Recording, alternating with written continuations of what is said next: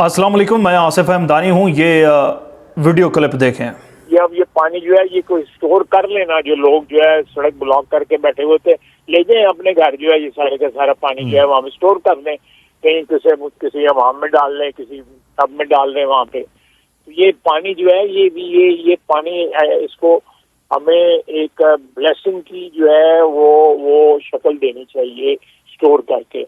उसके लिए बड़े डैम जो हो सकता है। ये ख्वाजा आसिफ है जो कह रहा है कि अवाम को ये जो सैलाबी पानी है इसको रहमत समझना चाहिए और इसको अपने हमाम में, अपने घर में इसको स्टोर कर लेना चाहिए। बेसिकली ख्वाजा आसिफ पूरी अवाम के मुंह के ऊपर तवा मार रहा है। मालूम है तवा क्या होता है? वो जिसके ऊपर रोटी पकाई जाती है ना, तो उसका उल्टी साइड जो होती है वो काली हो जाती है। तो यह वही उल्टी काली साइड जो है अवाम के मुंह के ऊपर मल रहा है कि तुम भेड़ बकरियां हो, ओ बेगैर तो तुम भेड़ बकरियां हो। ये जो सैलाबी पानी आया है ना, इसको स्टोर कर लो, अपने हमामों में स्टोर कर लो, टैंकियों में स्टोर कर लो। आगे मैं चलकर बताता हूं कि इसके क्या नुकसानात होते हैं। अच्छा, पहले मैं ये बता दूं कि ख्वाजा आसिफ हो, ये तमाम विफाकी वज़रा हूं, ज़रा इनको कहें, ख्वाजा आसिफ को कहें कि ज़्यादा मत स्टोर कर, सिर्फ एक बाल्टी इस सैलाबी पानी की ले, एक बाल्टी इस सैलाबी पानी की ले और वो अपने सर के ऊपर डाल के दिखा।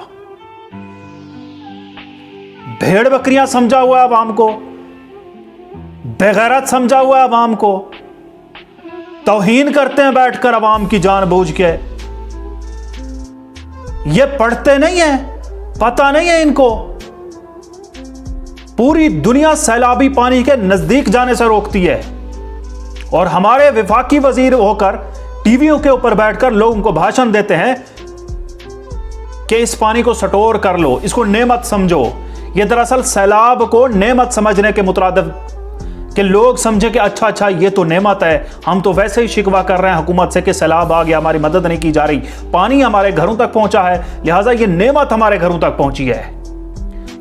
लोग ये समझे। यूनिसेफ की रिपोर्ट है इस बारे में, सैलाबी पानी के बारे में, कि इसमें तरह तरह के बैक्टीरियाज मौजूद होते हैं। इसके पास तक नहीं जाना है, इसको छूना तो दूर की बात है। यूनिसेफ कहता है कि 2022 के सैलाब में पाकिस्तान में 30 लाख बच्चे इसी सैलाबी पानी की वजह से बीमार पड़े। 30 लाख बच्चा तरह तरह की बीमारियों से गुजरा है। यह यूनिसेफ की रिपोर्ट है। WHO कहता है कि इसमें मुतअद्दिद तरह की बीमारियां होती हैं, इस सैलाबी पानी के करीब भी नहीं जाना चाहिए। यह वर्ल्ड हेल्थ ऑर्गेनाइजेशन कहती है। यह दरअसल अवाम के मुंह के ऊपर कालक मल रहा है बैठकर कि बेशर्मो, तुम हमारे लिए कुछ नहीं हो, क्योंकि तुम्हारे घरों में भी हमने पानी नहीं पहुंचाना होता है ना, क्योंकि हुकूमत की तो यह जिम्मेदारी नहीं है कि वो घरों तक, जैसे बिजली नहीं आती वैसे पानी ही नहीं आता। बिल पानी का भी आता है और बिजली का भी आता है, अलबत्ता आती दोनों नहीं है। तो लिहाजा ये पानी स्टोर कर लो घरों में। ज्यादा नहीं ख्वाजा साहब, एक बाल्टी उठाकर पूरा स्टोर मत करो पानी। नहीं, आपके तो घर वैसे ही महफूज है ना, बाहर कोई पानी वानी नहीं है, पोश एरियाज में घर होते हैं। फिर भी इस सैलाबी पानी का एक गिलास निकालो, उसको अपने सर के ऊपर डालो, उसे से मुंह धोकर दिखाओ। यह WHO की रिपोर्ट है कि इस सैलाबी पानी के नजदीक जाने से तरह तरह की बीमारियां, जल्दी बीमारियां पैदा होती हैं और 2022 के सैलाब में यह हुआ है और यूनिसेफ की रिपोर्ट है। ये अवाम को फुद्दू समझते हैं, ये अवाम को समझते हैं कि ये जानबूझकर ये बोलते हैं, पूरी अवाम की बेइज्जती करने के लिए बोलते हैं ये लोग।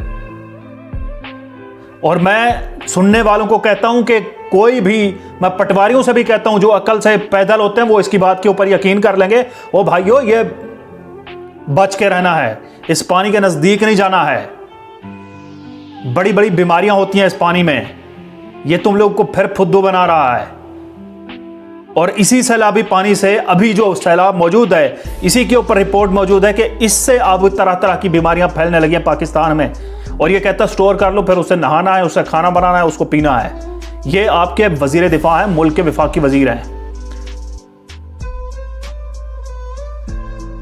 اور یہ مریم نواز فرماتی ہیں کہ اس سال میں وہ اقدامات کروں گی کہ اگلے سال سیلاب آئے بھی تو وہ زیادہ نقصان نہ پہنچائے۔ جی بی بی ایسی بات ہے، وہ 1988 میں سیلاب آیا تھا، اس وقت آپ کے والد جو ہے وہ وزیر اعلیٰ تھے، تو اس نے کہا تھا کہ میں ایسے اقدامات کر رہا ہوں کہ آئندہ نقصان نہیں ہوگا۔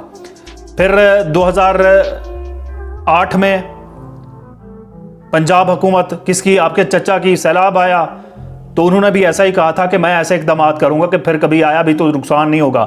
پھر 2010 میں پورا جنوبی پنجاب ملیا میٹ ہو گیا تھا، دریائے سندھ نے تباہی مچا دی تھی، اور پھر وہی بیان تھا آپ کے چچا کا کہ میں ایسے اقدامات کر رہا ہوں کہ پھر کبھی نہیں آئے گا۔ پھر 2011 میں آیا، پھر 2011 میں آپ کے والد صاحب بھی وہیں پر تھے اور آپ کے چچا صاحب بھی، اور وہ لوگوں کے بیچ جا کر کہتے ہیں کہ ایسے اقدامات کریں گے پھر کبھی نقصان نہیں ہوگا۔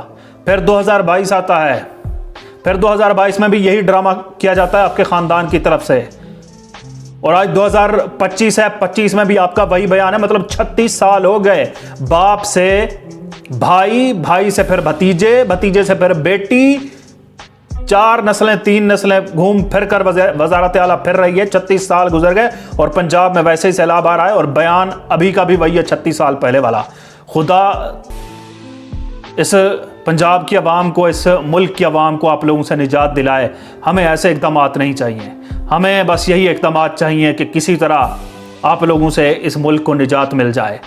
یہ جو لوگ، عوام نے تو نجات دلوا ہی دی تھی 8 فروری 2024 کو، لیکن فارم 47 بنانے والوں کے اوپر قہر گزرے اللہ کا کہ انہوں نے ہمارے سروں کے اوپر تم لوگوں کو مسلط کر دی۔ اجازت دیجیے، اللہ حافظ۔